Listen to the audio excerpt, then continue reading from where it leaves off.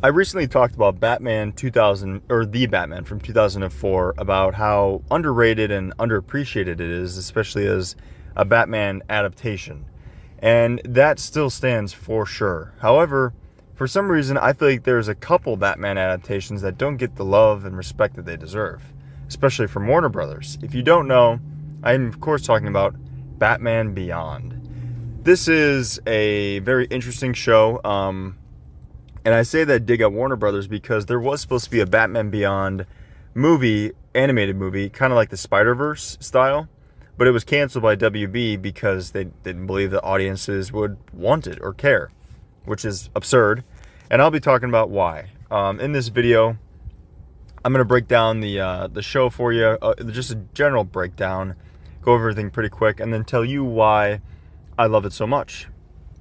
Batman Beyond is an American animated television series created by the WB television network. Beyond is a futuristic continuation of the new Batman Adventures, which was canceled in favor of a more youth-oriented Batman. Batman Beyond began airing on January 10th, 1999, and ended its run on December 18th, 2001, with 52 episodes. A direct-to-video movie, Batman Beyond: Return of the Joker, which I did cover in a recent video about talking about how dark Batman cartoons can get, was released, but plans for a second feature and another season were canceled in favor of a Justice League animated series. There was a short-lived spin-off, The Zeta Project. It is worth noting that The Zeta Project's first season episode, Shadows, there is a crossover with Batman Beyond in this continuity. The story takes place between the episode Countdown and the series finale, Unmasked. This series is a chronological end to what is known as the DC Animated Universe, though the actual end is Justice League Unlimited episode Epilogue, being set about 16 years later. In the pilot episode, which is set approximately in the year 2019, an aging Batman is having increasingly difficult times handling criminals he once subdued with ease. His allies, Alfred Pennyworth, Lucius Fox, James Gordon, Harvey Bullock, Renee Montoya, and Leslie Tompkins have passed away of natural causes, while his partners, Dick Grayson, Barbara Gordon, Tim Drake, Selina Kyle, are still alive and have grown up or left or had falling outs with Bruce after their retirement from their alter egos. One night, a heart attack forces Batman to betray a lifelong principle by threatening a criminal with a gun, the same one that murdered his parents. Very poetic. Despite already wearing a new high-tech batsuit, subsequently, Bruce Wayne decides to retire the Batman persona and crime fighting in general permanently. The story then fast forwards 20 years. Gotham City is now a futuristic megalopolis equipped with staggering high-rises and hovering flying vehicles. Bruce Wayne is now a virtual recluse, spending his later years living in bitter isolation with no companion but his guard dog, Ace. It is implied by virtue of his continuing to fight crime long after he should have, and his retaining of the costumes worn by Robin, Nightwing, and Batgirl, that even before he had a heart attack, something horrible transpired that caused Bruce to sever his ties with the Justice League and forbid his disciplines from ever again assuming their alter egos. The events which caused all this was finally revealed in Batman Beyond: Return of the Joker. If you have not seen that, highly suggest that you watch that. In 2039, Terry McGinnis is an athletic 16-year-old high school student and reformed troublemaker with a deeply ingrained sense of personal justice. During the pilot episode, he saves a fellow passenger on a commuter rail from being hassled by one of the Jokers. Yes, with a Z. It's like a Joker-type gang. Anyways, we'll get into that. And later, single-handedly takes on an entire gang of them to defend his girlfriend, ultimately resulting in a harrowing high-speed motorcycle chase through Neo-Gotham's expressways. The chase ultimately ends at the doorstep of Wayne Manor, where a fleeing Terry runs into the elderly Bruce Wayne. Bruce and Terry fend off the Jokers side by side, but the exertion aggravates his heart condition. Terry helps Bruce back to the manor, and while staying there, he discovers the entrance to the Batcave, and later returns to borrow the Batsuit to avenge the death of his father. As crime and corruption are beginning once again to rear their ugly heads in Gotham, Bruce ultimately allows Terry to assume the mantle of the Batman. Terry continues the battle against crime, tutored by Bruce and aided by a new high-tech batsuit. that augments his abilities, fires batarangs from the wrists, flies using jets fired from the feet, allows eavesdropping through a hypersensitive touch microphone, and provides camouflage abilities. He comes to have his own rogues gallery, such as the seductive shapeshifter Ink, and hypnotist Spellbinder, the bitter, deaf sound expert Shriek, the deadly assassin Courier, the insane terrorist Mad Stan, the African hunter Stalker, a reincarnation of the Royal Flush Gang, and the Jokers, a gang idolizing the Joker. However, on occasion, Terry is also forced to face his mentor's old foes, such as the atrophying Mr. Freeze, Bane, who is elderly, wasted, and dying from his consumption of the venom, the substance that gives him his strength, if you don't know. And the immortal Ra's al Ghul, of course, and even a reborn Joker. Terry's initial greatest foe, however, is Derek Powers, a ruthless billionaire who took over Wayne Industries and was later accidentally mutilated into a radioactive monstrosity known as Blight. Powers had Terry's father, Warren McGinnis, murdered after Warren discovered that Powers was in the process of developing a biological weapons program. The first season ends with a showdown between Batman and Blight aboard an abandoned nuclear submarine, where Powers was in hiding after his identity, as Blight was revealed to the world by his ambitious son Paxton Powers, who was planned to usurp his father as chairman of Wayne Powers Industry. Maxine, or Max Gibson, is a 16-year-old computer genius who discovers Batman's secret identity and helps Terry with everything from computer hacking to babysitting to coming up with excuses for Terry's girlfriend, Donna Tan. Max plays an integral part in Batman's war on crime, essentially becoming his Alfred. Terry also finds one other ally through a begrudging one, Barbara Gordon, the former Batgirl. Having followed in the footsteps of her father, James Gordon, Barbara is now police commissioner of Gotham City. In one episode, Barbara reveals to Terry that she and Bruce had been romantically involved once. However, she isn't happy with the idea of a new Batman, especially a teenager, as she is still haunted by the same event that caused Bruce to go into isolation. However, knowing from personal experience that she cannot deter Terry anymore, that she could have been deterred from being Batgirl, she relents. Possibly also out of respect for her mentor and former lover, the original Batman. Also, passing conversation between Barbara and Bruce suggested that at the time of Batgirl's retirement, the suit had bullet holes in it that had been repaired.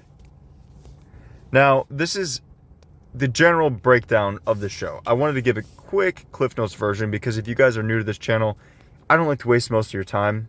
And also, shout out to the Batman Wiki for all this information. Obviously, watching through these shows is one thing, but then having all this information and packing it into one quick summary is no easy task. But now I want to talk about what makes this show so special to me, and that is the fact that they pulled off the impossible, in my opinion. But by that I mean, for example, in my other video about Batman Beyond, I did mention how superhero predecessors never really seemed to sell me. For example, you have Miles Morales, and I was talking about this with a commenter recently who made a great point of why I probably feel like this, and that is because of the timing that they introduced Miles. They introduced him in Peter's prime, and they try to make him a Spider-Man. To me, the best way to introduce these predecessors are how Batman Beyond did it. Make the hero old, weary, tired, unable to do the job. Then you bring in the need and justification for a predecessor. Now, there have been other versions of heroes taking over the mantle, like Nightwing becomes Batman in the comics, and some other versions. Like, the thing you'll notice with comics, or that I've noticed at least, is there is pretty much a scenario for everything, especially if you look hard enough or want it bad enough. For example, you could say, oh, Batman has never been killed, and then you can find 50 comics where he has, and then 50 others where he's been resurrected. But my point is, what I'm trying to say, this show does a really great job of justifying the need for a new Batman and justifying why Bruce would stop being Batman. I'm a huge Batman fan, if you don't know, and if you are a Batman fan, you also understand Bruce would never willingly or easily give up the mantle of Batman or just stop being Batman. Contrary to what The Dark Knight Rises shows, I don't think Bruce is exactly the one to retire, especially in his prime, willingly. However, they make it a great point in the show to really hammer home why he did by simply showing him picking up a gun and pointing it at a person, at a criminal. That little section alone tells you all you need to know, because you know Bruce or Batman would never do that. And that's how he knew he had to hang it up. I just love that so much. It's perfect. Not to mention Terry's personality itself. Now, that's one thing I will say about Miles. I love Miles Morales' personality as well. But Terry's is really intriguing because of how similar he is to Bruce. And my thing with this video and this channel, I do try to avoid spoilers. And there is a reason for him being so similar to Bruce. But I'm not going to really get into that in case some of you have not seen this show. I'm hoping that this video will serve as kind of nostalgia or reminiscing for those of you that have seen it, but also maybe motivation for somebody who hasn't checked it out yet. Terry resembles Bruce and he mirrors Bruce in the perfect ways. Like he has the stubbornness of Bruce. He has that revenge he wants to get for his family or his father being murdered. Like these are things Bruce can relate to. And so it makes a lot more believable. It makes it make a lot more sense that Bruce wants to help him, that Bruce does help Terry. And I just really appreciate that, because it's also interesting how, you know, characters like Nightwing and Robin, none of them really wanted to become Batman, at least in these animated shows that I've been covering. Nightwing goes on, or Robin, Dick Grayson's version, goes on to be Nightwing, his own persona. Batgirl is Batgirl. The Robins or Robin, or maybe even Red Hood down the line. But either way, none of them really become Batman. Terry, however, he doesn't even go from being Robin to a Batman. He just becomes Batman. And with that comes the learning curve. And this show does a really good job of showing that through his villains. I love the villains in this show. I mean, it's like I mentioned a few of their names earlier, but this show does what the 2004 The Batman cartoon also did, in my opinion. And that is, like, you know, they take these Batman elements that you're familiar with and they expand upon them, and they don't do it in a way that ruins the original. It actually just, you know, honestly improves it for me. And the good thing about this show, it has a lot of original villains, so you don't really have to concern yourself with being like, oh, that's not the villain I remember, that's not the one I like. Like, no, I mean, they have a lot of seriously good ones, and the one I remember standing out to me the most was definitely like Ink. Maybe it's because of her design in general, but she was definitely a very unique one. Especially also the reincarnation of the Royal Flush Gang was very intriguing. And Venom, seeing Venom, or I'm sorry, Bane, aged because of his venom was very interesting to see for me. And especially when this came out when I was younger, I mean, this was like groundbreaking. This blew my mind. Not to mention seeing an older Bruce interact with this, you know, hyper-futuristic world. Just all very interesting. It gives you a good sense of like a grim, realistic future without a Batman. You know, Gotham is being run rampant with crime yet again, and it shows you the impact of Batman. And it kind of goes back to what they say in Christopher Nolan's trilogy, where, you know, as a man, I can be killed, I can be harmed, but as a symbol, I can be absolute. I can be, you know, something more. And that's what this show really embodies for me. It's obviously, you know, this new Batman is not Bruce Wayne, but he is the Batman. And he's a very believable Batman at that. I love Terry's personality, his version. I love that he has flaws. He has more flaws than, you know, our Bruce Wayne's Batman, but that's what makes him likable, in my opinion. And as far as younger predecessors go, I think Terry is one of the GOATs, if not the GOAT, honestly. So that is Batman Beyond. That's pretty much all I have to say for right now, at least. Like I said, I have to hold myself back due to trying to avoid spoilers. But I just want to talk about this show because it's one that, it definitely does get love. Don't get me wrong. I just don't think it gets enough. And especially considering the fact that WB, for some reason, thought it would be a good idea to cancel an animated movie that would have resembled Into the Spider-Verse. I mean, that alone is just bizarre. But, yeah, nonetheless, that's just my thoughts on this. Let me know what you guys think down below. Have you seen this? Have you not? What do you think? Also, where does Terry rank in your, predecessors taking over the mantle area? I think he's really good, obviously, but, people may differ.